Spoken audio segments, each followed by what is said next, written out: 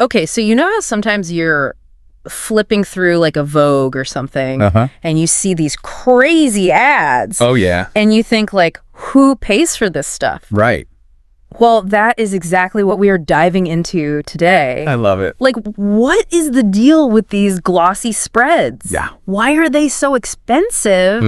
And what are brands getting out of them? Yeah, it's a really good question. Yeah. And it's actually a lot deeper than just like dollars and cents. Okay. We're going to be exploring like the whole idea of brand image and influence. And even this concept called digital serfdom. Digital serfdom. Yeah. Okay, now you have my attention. It's really interesting. Our sources for this deep dive had a lot to say about that. Yeah. And they had some really interesting examples of brands using these magazine ads in some pretty strategic ways. Oh, yeah, for sure. There's this one brand called Bowing Tea that managed to score some really big collaborations just by being in the right magazine. Yeah, Bowing Tea is a great example Okay. of how a brand, even one that isn't like directly fashion, Right. can leverage these placements Yeah. to gain a foothold in the industry. Interesting. It's not just about being seen, it's about being seen by the right people Okay. and creating this kind of buzz Yeah. that leads to bigger things. Gotcha. So let's break down first why these ads even cost so much. Yeah. Like, why are they so pricey? Okay. One of the things our sources pointed to was that these magazines, especially the big names like Vogue, Right. they just have a lot of clout. Oh, yeah. It's like getting a royal stamp of approval. Totally. And that prestige Yeah. and that exclusivity that comes with that Right. definitely drives up the price. Okay. But, you're not just paying for space on the page. Right. You're also paying for like the artistry involved, like the photography, the design, the really high quality printing. Okay. Yeah. These ads are meant to be like visual narratives. Yeah. They're not just product placements. So you're investing in this like mini masterpiece. Yes. That reflects your brand's aesthetic and aspirations. Totally. Okay, so that makes sense why the price tag is so high. But then the question becomes, why are brands willing to spend that much? Right. Like, especially for a company that's just starting out, it Yeah. seems like a huge gamble. It is a big investment. Yeah. Especially for emerging brands. Right. But for a lot of them, it's seen as like a shortcut to legitimacy. Oh, okay. Like if you get featured in a top tier magazine, it elevates your brand's image almost immediately. Interesting. And it makes the brand seem more credible and more desirable to partners, to customers. So it's like this signal to Yeah. the industry that says, hey, we've arrived. Exactly. We're serious. Got it. What about established brands, Right. the ones that are already household names? Do they need to play this magazine game? It's a good question. Yeah. And the answer is oftentimes yes. Yeah. Because while they don't need that like initial boost of credibility Right. that a new brand might need, Yeah. they still benefit from being in those influential publications. Okay. It reinforces their image. It helps them stay in the good graces of the editors. Right. And it keeps those metrics Oh, yeah. that we talked about earlier, The DMR and the DMR and MIV. right. Oh, yeah. The secret code of the fashion world. Kinda, yeah. Our sources dug into those a little bit, and apparently they are a big deal. Oh, yeah. Especially for PR departments. Yeah, they love them. Yeah. Because it helps them show their worth. Okay, so tell me more about those. Okay, so these scores. Yeah. DMR stands for Digital Media Research. Okay. And MIV stands for Media Impact Value. Okay. And it's all about quantifying a brand's visibility across both print and digital platforms. Okay. And a really prominent placement in a fashion magazine, Yeah. especially a cover, Right. can give those scores a huge boost. So it's like a whole numbers game, It is. and you got to get those placements to win. Kind of. Yeah. But before we get too deep into the metrics, Okay. I want to go back to this Bowing Tea example. Yeah. Like, what did they actually do with their magazine feature Right. that led to these collaborations? That's where things get really interesting. Okay. And that's what we're going to unravel in part 2. Okay. It's not just about the ad itself. It's about how you leverage that visibility Yeah. into something bigger.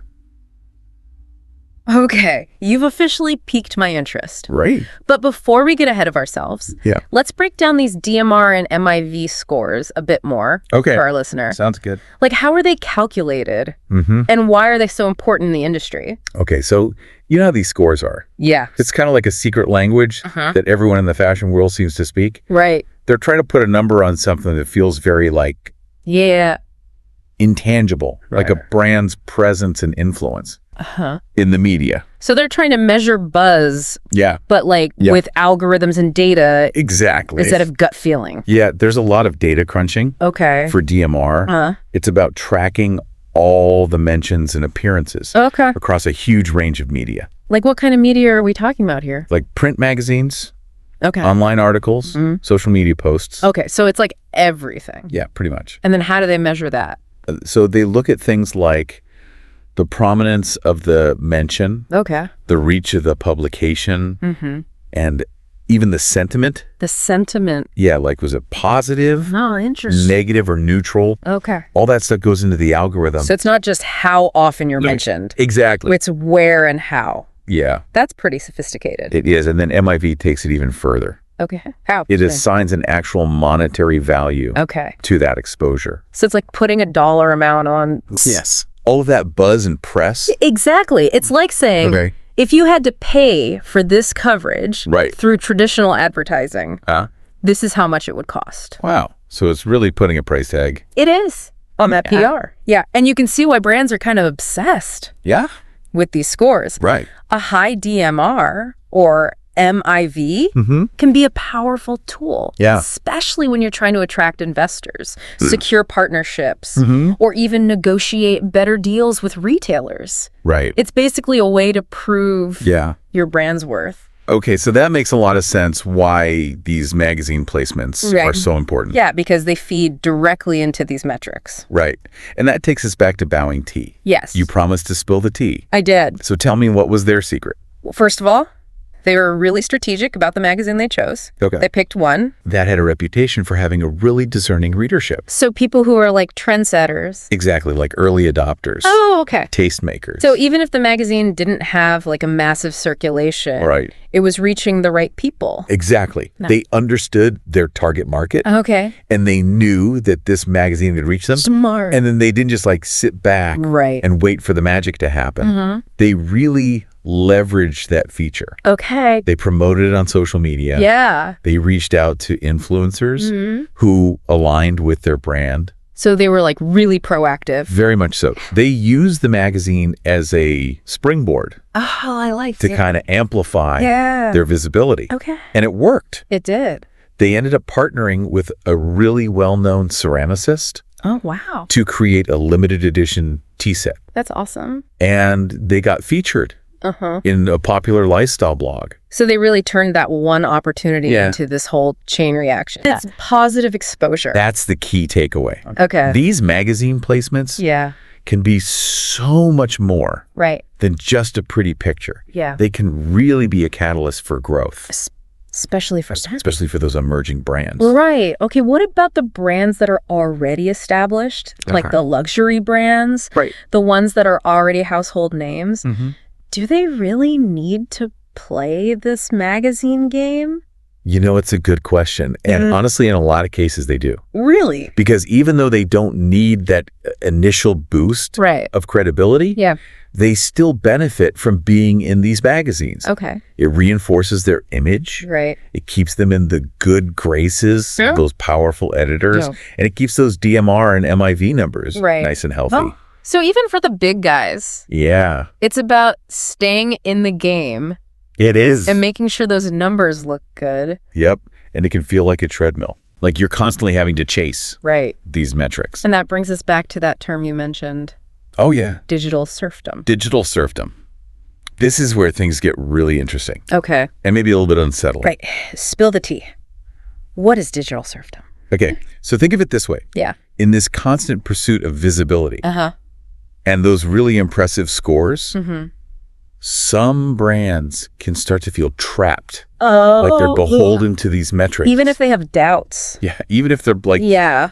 are these really measuring Right. what matters? So they become like slaves Kind of. to the numbers, Yeah. even if those numbers aren't telling the whole story. And that's where the term digital serfdom comes in. Okay. This idea that the pressure Yeah. to get those high scores Right. can lead brands down a path where they're prioritizing those metrics over more meaningful measures of success, Like, what do you mean by that? like connecting with their audience, Right. building a brand that really resonates. It's on a deeper level. Exactly. Okay. And that's where the danger is. Yeah. Because when brands get too fixated on those scores, they risk losing sight of what really matters. So they're sacrificing authenticity Potentially, yeah.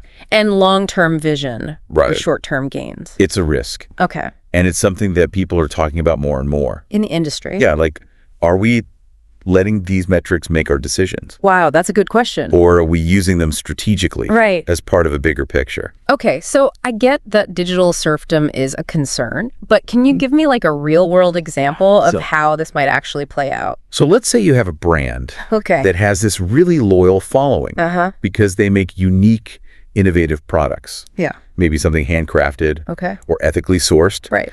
And they've always prioritized quality over quantity, and their customers love that. Yeah.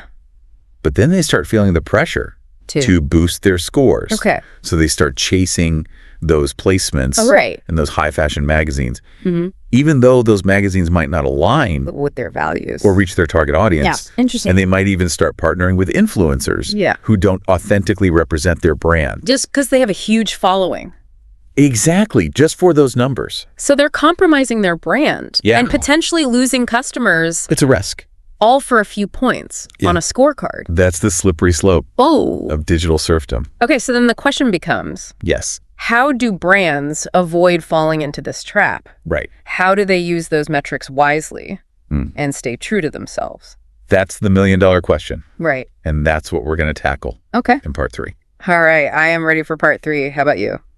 Let's do it. So we've talked about how this whole digital serfdom thing Yeah. is a real concern for brands. Oh, yeah. But like, how do you avoid it? Right. How do you use these metrics without letting them like take over? Yeah, it's definitely a balancing act, Right. and there's no like easy answer. Okay.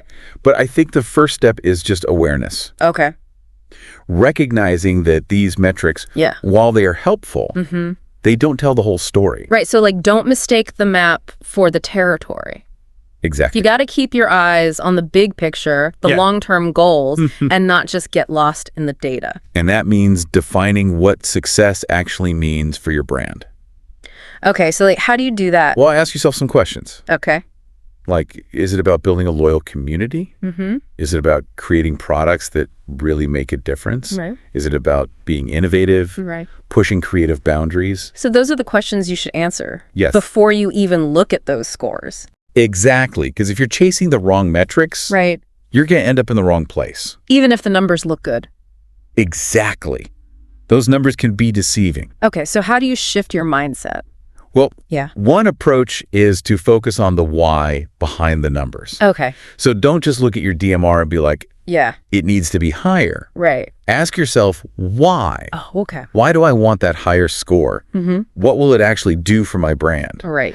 The answer is just because everyone else is doing it, Right. or because investors will like it. Yeah. Then you might be falling into that trap. Okay. So it's about being intentional, Yes. not just following the crowd.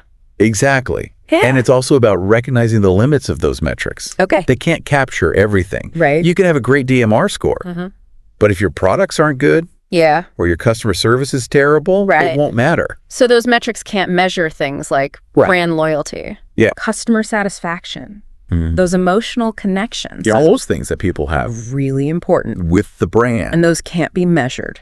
So it's about finding that balance Yes. between data and intuition, Absolutely. using the numbers to help, but not letting them be the boss. And that's where having a strong brand identity really helps. Oh, okay. If you know who you are, what you stand for, Yeah. what you want to achieve, Right. those metrics become less about control and more about guidance.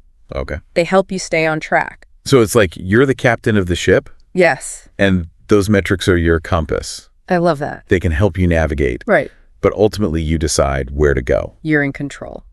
So for our listeners out there, Yeah. what's the one thing you want them to remember?